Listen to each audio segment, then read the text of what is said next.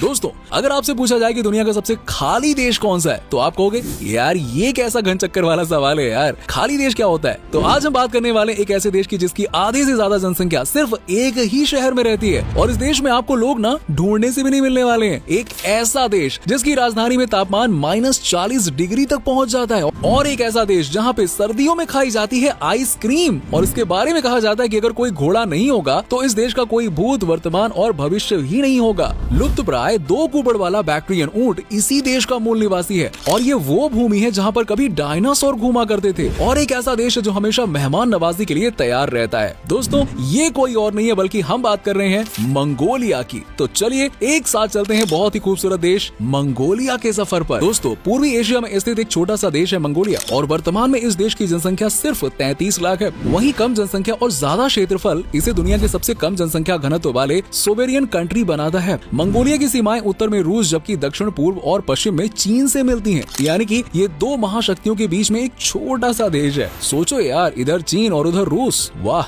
Mongolia की सीमा Kazakhstan से नहीं मिलती है, लेकिन इस देश की सीमा कजाकिस्तान से सिर्फ 24 मील यानी कि 38 किलोमीटर ही दूर है। मंगोलिया देश की ऑफिशियल लैंग्वेज मंगोलियन है, और धर्म की बात करें तो यहाँ लोग ज्यादातर बौद्ध धर्म को मानते हैं, और बाकी लोग इस्लाम, शैमनिस्ट और ईसाई धर्म को फॉलो करते हैं। उलान बटार मंगोलिया की राजधानी और सबसे बड़ा शहर है, और देश की लगभग आधी से ज्यादा आबादी तो यहीं पर रहती है यार। उलान बटार का मतलब है रेड हीरो। तुवल नदी घाटी में स्थित ये औसतन दुनिया का सबसे ठंडा राजधानी शहर है। हाई लैटिट्यूड ऊंचाई पर होने और साइबेरियन एंटी साइक्लोन के कारण ये बहुत ही ठंडा इलाका है। यहाँ का औसतन तापमान 0 से 1 डिग्री पर रहता है, और यहाँ पर जनवरी के महीने में तापमान -36 से -40 डिग्री सेल्सियस तक चला जाता है। सोचो यार। और दोस्तों, दुनिया भर के लोग जिस मंगोलिया को आज जानते हैं ना, वो कभी मंगोलिया का बाहरी हिस्सा माना जाता था। अब सवाल ये उठता है कि सैकड़ों साल पहले का असल मंगोलिया वो किधर गया भाई। दरअसल मंगोलिया का जो मुख्य भाग था अब वो चीन के अंदर है। हालांकि मंगोलिया चीन से अपना क्षेत्र वापस लेना चाहता है, लेकिन वो इतना छोटा देश है कि चीन के सामने उसकी एक भी नहीं चलती है, और चीन उसको दबाता रहता है, और इसे इनर मंगोलिया ऑटोनॉमस रीजन के नाम से जाना जाता है। इसका ज्यादातर इलाका घास के मैदानों से ढका है, जिसे स्टेपी कहा जाता है। दोस्तों, इस देश का नाम मंगोल शब्द से पड़ा है, जिसका अर्थ होता है बहादुर। और आपने इतिहास की किताबों में चंगेज खान का नाम तो सुना ही होगा ना। आपको बता दें कि वो इसी मंगोलिया की धरती पर पैदा हुआ था, और लगभग 800 साल पहले यहाँ चंगेज खान ने मंगोल साम्राज्य बसाया था। इस साम्राज्य में वर्तमान चीन से लेकर मध्य एशिया, ईरान, इराक, तुर्की और यूरोप के पोलैंड की सीमा भी शामिल थी। और हमारे देश के लिए तो चंगेज खान सिर्फ एक लुटेरा ही था ना, लेकिन मंगोलिया के लोगों के लिए ये यहाँ का महान राजा था। कहा जाता है कि घोड़ों के बिना मंगोलिया में भविष्य के बारे में सोचा भी नहीं जा सकता है। American museum of natural history की रिपोर्ट कहती है कि मंगोलिया में रहने वाले लोग अपने रोजमर्रा की जिंदगी में दूसरे किसी देश की तुलना में सबसे ज्यादा घोड़ों का इस्तेमाल करते हैं। अब आप सोच रहे हो भाई घोड़ों से ऐसा क्या होता है यार, ऐसा क्या हो गया? तो इसके 2 मुख्य कारण है। एक तो करीबन यहाँ पे 4000 साल पहले से मंगोलियाई ब्रीड के घोड़ों का इस्तेमाल सवारी के तौर पे होता रहा है। लोग माल ढुलाई से लेकर सवारी तक में इसका इस्तेमाल करते हैं। वहीं दूसरा रीजन है कि करीबन 850 साल पहले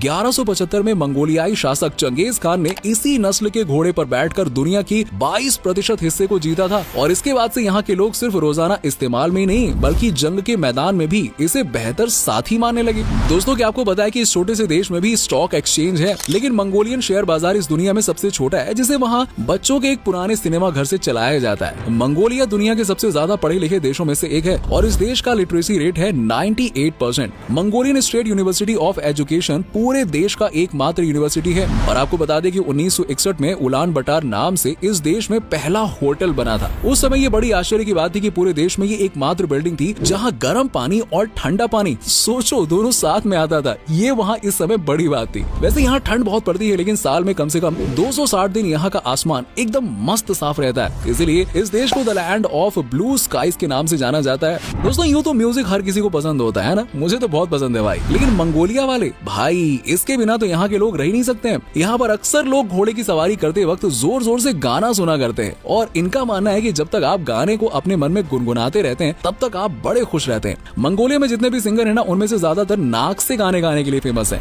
इस दुनिया में शायद ही कोई होगा जो आइसक्रीम पसंद नहीं करता होगा, लेकिन यार तब जबकि गर्मी का मौसम हो। लेकिन मंगोलिया के लोग तो यार उल्टी गंगा में नाव चलाते हैं, मतलब कि यहाँ के लोग गर्मियों में नहीं बल्कि ठंडी में आइसक्रीम खाते हैं। सर्दियों में वहाँ आइसक्रीम कागज के बॉक्स में रखकर बेची जाती है ताकि खाने लायक बनी रहे। वैसे क्या आपको पता है कि आइसक्रीम सबसे पहले आया कहाँ से था? आपको बता दें कि मंगोलियन घुड़सवारों ने आइसक्रीम की खोज की थी। इस देश के ना कई मजेदार किस्से हैं दोस्तों। क्या आपको पता है कि भारत के फेमस महाभारत सीरियल को मंगोलियाई भाषा में डब करके वहाँ टीवी पर प्रसारित किया जा चुका है और भारत में मंगोलिया से ज्यादातर स्टूडेंट्स आते हैं और वहीं भारत से ना के बराबर लोग वहाँ जाते हैं। दरअसल मंगोलिया में भारत के कुछ 100 लोग ही रहते हैं।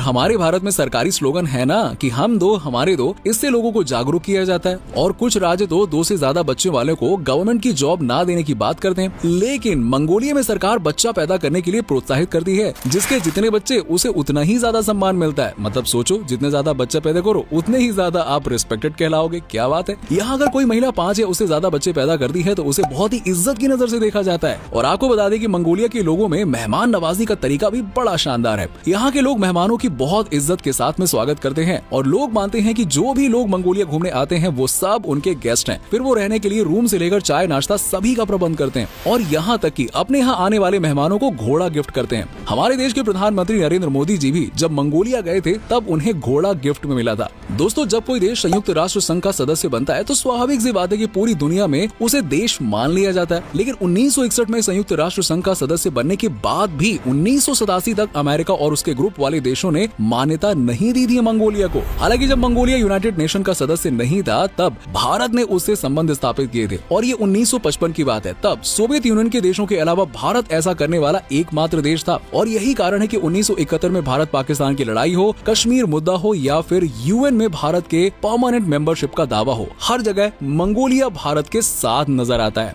मंगोलिया में लगभग 40% लोग बंजारा की जिंदगी जीते हैं। ये पैदाइशी नोमैडिक जिंदगी जीते हैं। आजकल बहुत से लोग शौक से ऐसा करते हैं, लेकिन इनके साथ ऐसा नहीं है। असल में इनका ना तो कोई घर है और ना ही कोई ठिकाना। करें तो करें क्या यार, पूरा देश ही इनका है। इसीलिए घूमो फिरो मजे करो, बस ये एक जगह से दूसरी जगह घूमते ही रहते हैं। मंगोलिया में कई समुदाय आज भी पारंपरिक घरों में रहते हैं जिसे यार्ड्स कहा जाता है। ये एक प्रकार का टेंट होता है जो कहीं भी आसानी से ले जाया जा सकता है। यहाँ खाली जगह इतनी है कि कोई एक क्या 10 घर बना सकता है। लेकिन फिर भी लोग खाना बदोश वाली जिंदगी जीना ज्यादा पसंद करते हैं। जो भी लोग काम की तलाश में उलान बटोर जाते हैं वो सभी कम से कम 3 महीने के लिए जून, जुलाई और अगस्त में अपने घर जरूर जाते हैं और वहीं पे रहते हैं। आपको बता दें कि मंगोलिया के लोगों की औसत उम्र 78 साल है, जो कि एशिया में कई देशों के मुकाबले बहुत अच्छा है यार। और इसका कारण है कि यहाँ की हवा बहुत साफ है और साथ में जनसंख्या कम होने के कारण लोगों के जीवन में कठिनाई बहुत कम है और इसीलिए सभी खुशी खुशी अपना जीवन जीते हैं और जो जितना खुश रहेगा वो उतनी ही लंबी जिंदगी जिएगा यार, सीधा हिसाब है। मंगोलिया का नेशनल गेम है मंगोलियाई रेसलिंग। हर साल मंगोलिया के स्वतंत्रता दिवस पर एक टूर्नामेंट का आयोजन होता है। 17 सितंबर 2011 को मंगोलियन राष्ट्रीय कुश्ती प्रतियोगिता में 6002 पहलवानों ने भाग लिया था और अब तक की सबसे बड़ी कुश्ती प्रतियोगिता थी। इसे गिनीज बुक में भी दर्ज किया गया था और इसके अलावा आर्चरी और हॉर्स रेसिंग भी यहाँ का ट्रेडिशनल गेम है।